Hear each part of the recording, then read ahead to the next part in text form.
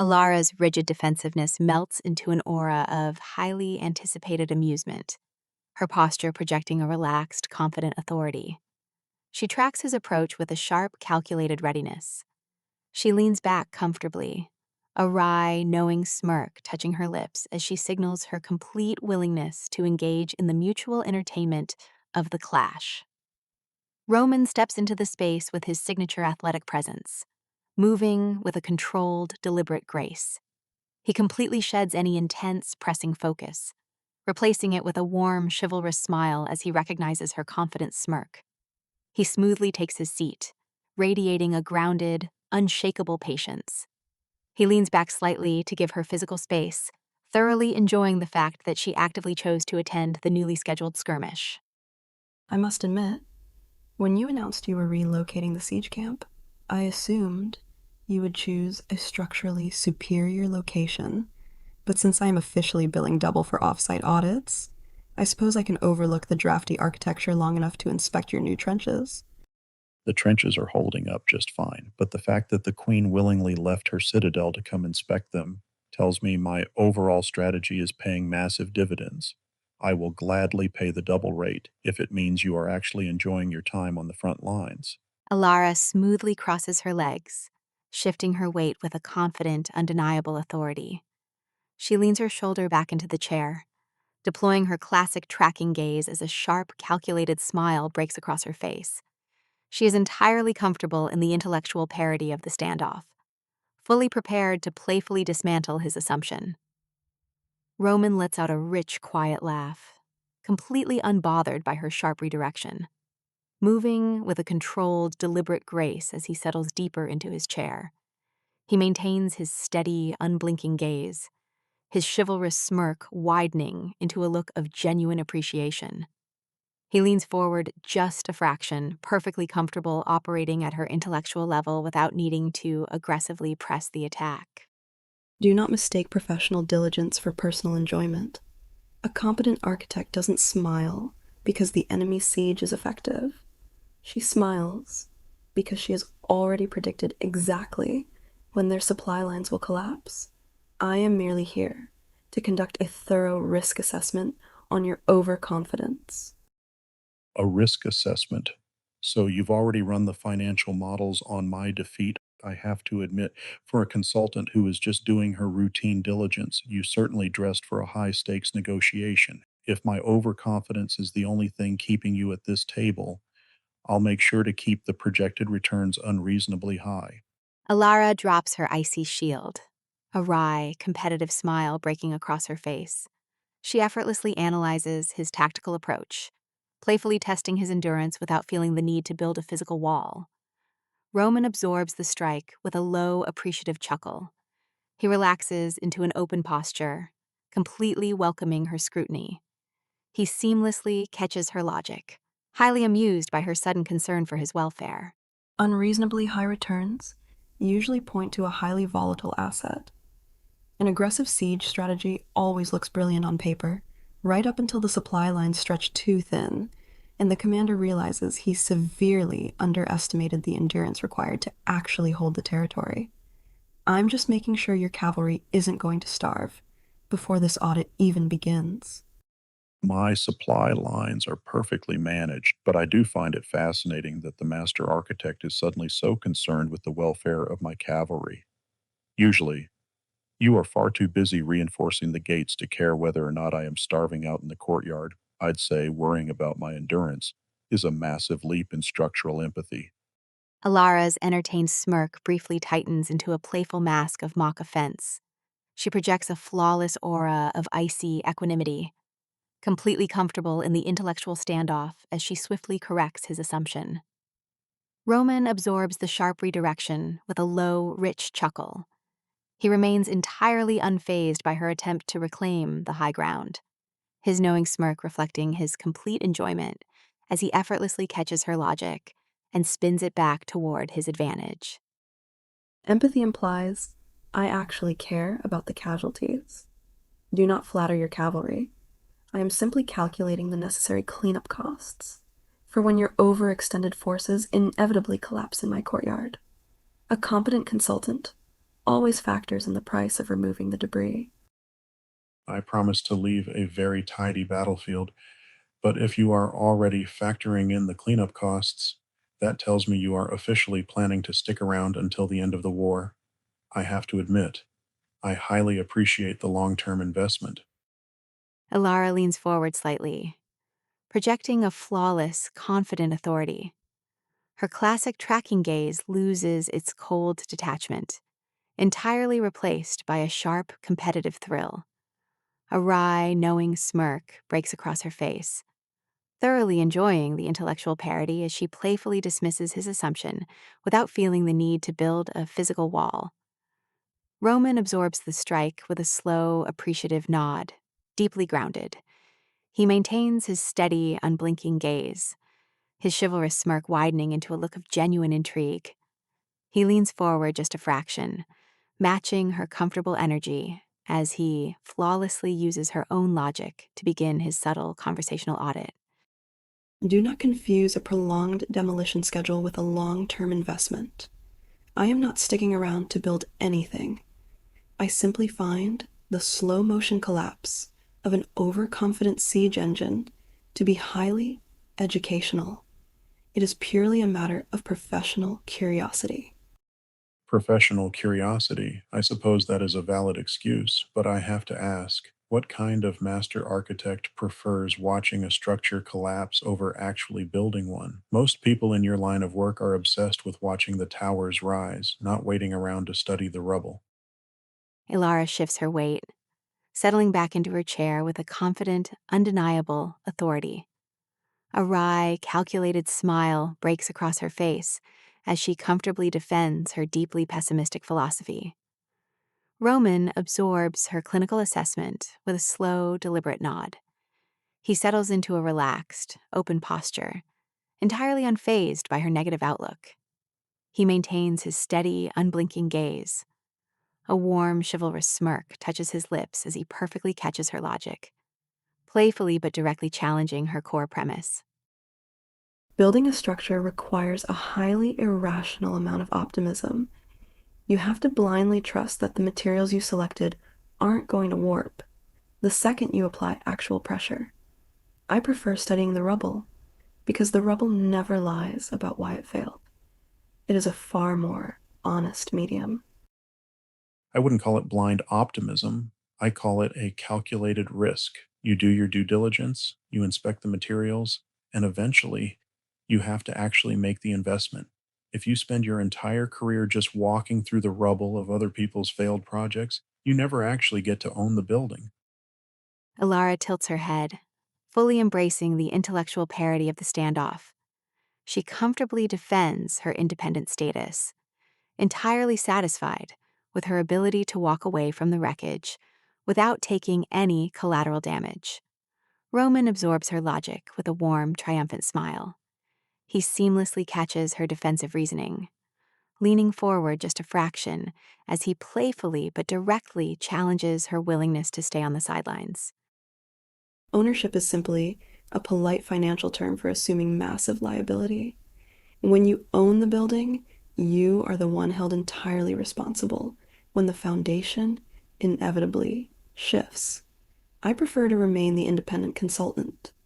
I get paid a premium to point out exactly where the structure will fail, and I still get to walk away clean before the ceiling caves in. That is a brilliant strategy for minimizing your losses, but a terrible one for building any actual equity. You can spend your entire life delivering brilliant consultations from the sidewalk, but at the end of the day, you're still standing out in the cold while someone else is enjoying the penthouse. Tell me, does the master architect ever get tired of just watching from a safe distance?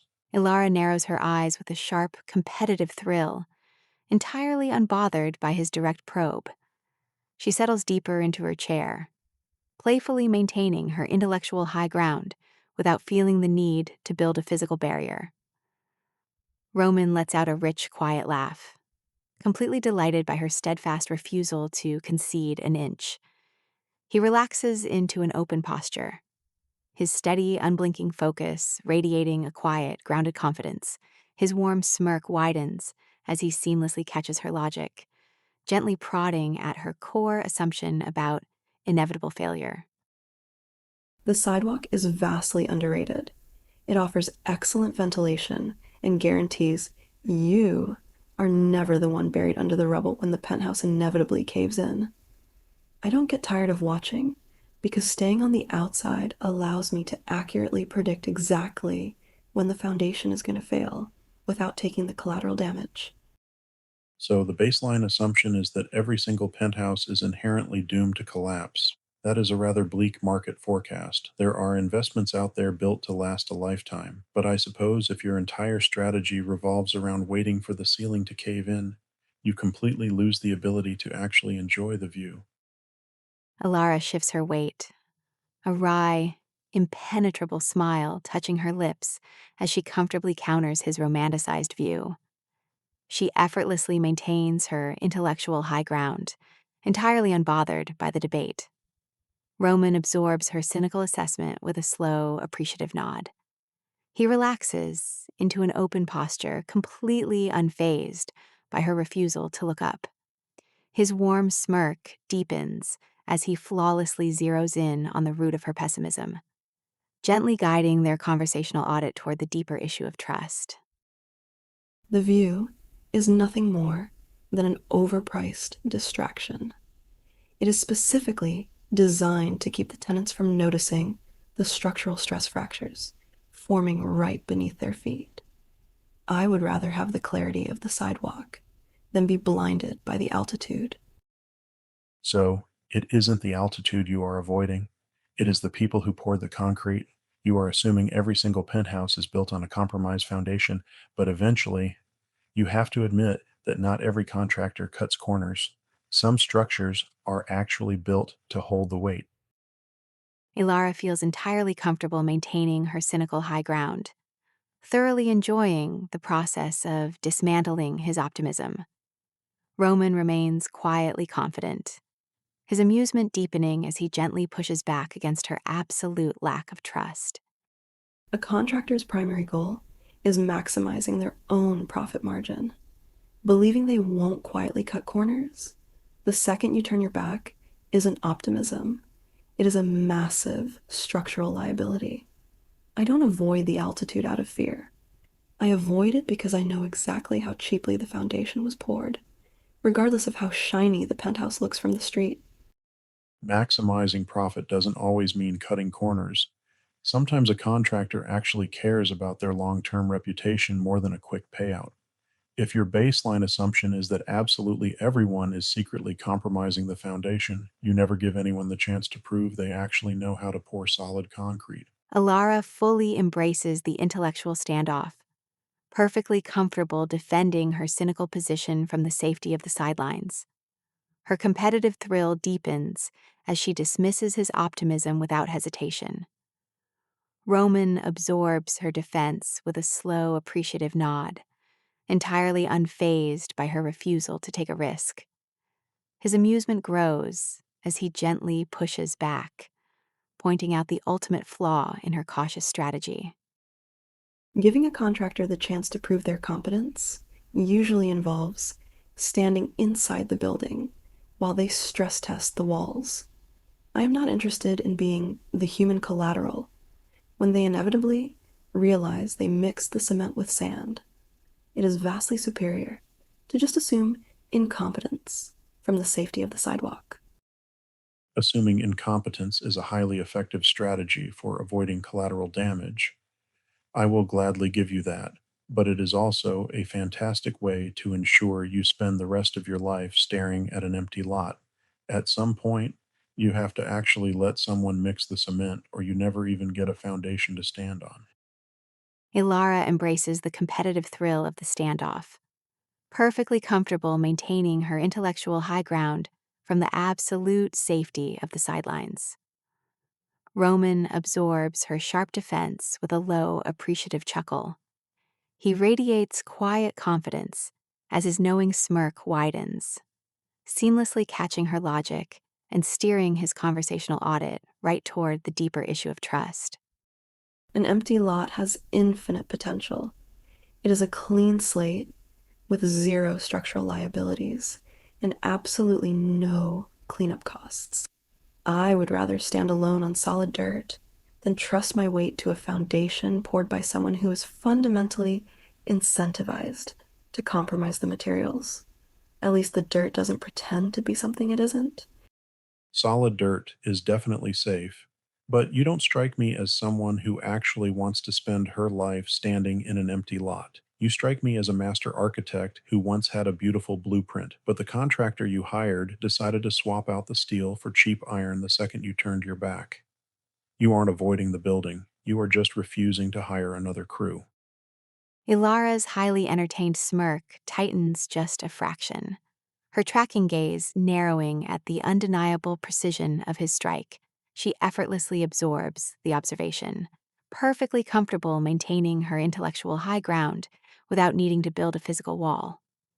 Roman absorbs her defensive maneuver with a low, appreciative chuckle, completely unfazed by her industry-wide condemnation.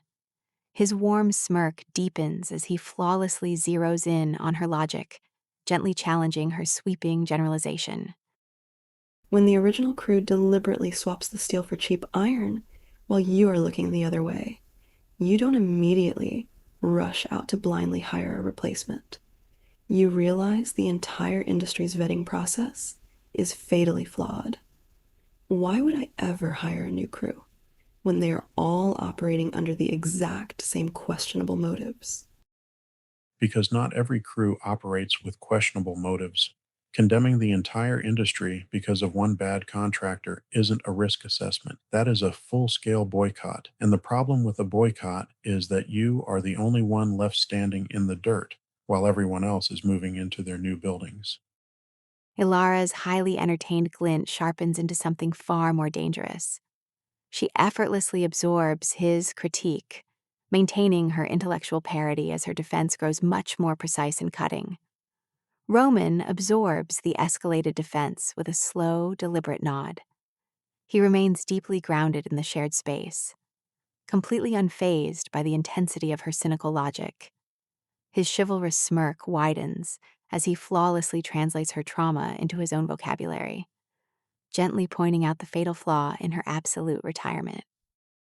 I am perfectly content standing in the dirt, especially when the last time I hired a crew, my lead contractor and primary co-investor actively colluded to burn the project down and collect the insurance. It isn't a boycott. It is simply an acknowledgement that the entire industry is fundamentally rigged. I see what you're doing. In my world, that is like saying you are never going to field a baseball team ever again. Because the last time you did, your star pitcher and your most trusted coach deliberately threw the World Series to collect a payout from the opposing team. I understand the betrayal, but retiring from the sport entirely just means you let the people who rigged the game permanently keep you off the field. Ilara's expression flashes with a sharp defensive spark, her wry smirk tightening as she processes the accusation of defeat. She leans forward just a fraction, relying entirely on her kinetic presence to fiercely defend her logic without needing to build a physical barrier. Roman absorbs the defense with a slow, appreciative nod. He settles deeply into an active listener posture, completely unfazed by her attempt to categorize her isolation as a victory. A warm, knowing smirk crosses his face as he effortlessly counters her logic, gently separating the sport itself from the people who ruined it. Refusing to play a rigged game isn't a defeat. It is the only logical way to preserve the remaining assets. The people who burned the project down didn't win because I completely severed their access to the treasury.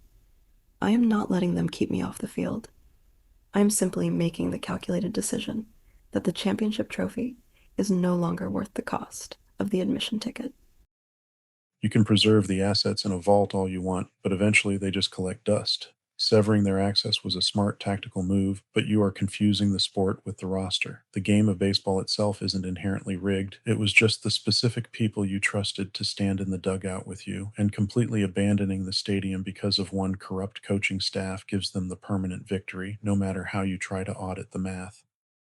Ilara's competitive amusement hardens into a sharp, fiercely guarded glare as she processes the accuracy of his strike. She shifts her weight with a tight, deliberate grace, relying entirely on her kinetic presence to fiercely defend her isolation without needing a physical barrier. Roman absorbs the intense defense with a slow, deliberate nod, completely dropping his playful smirk in favor of a look of quiet, profound respect. He leans forward into the space, deeply grounded and fully engaged.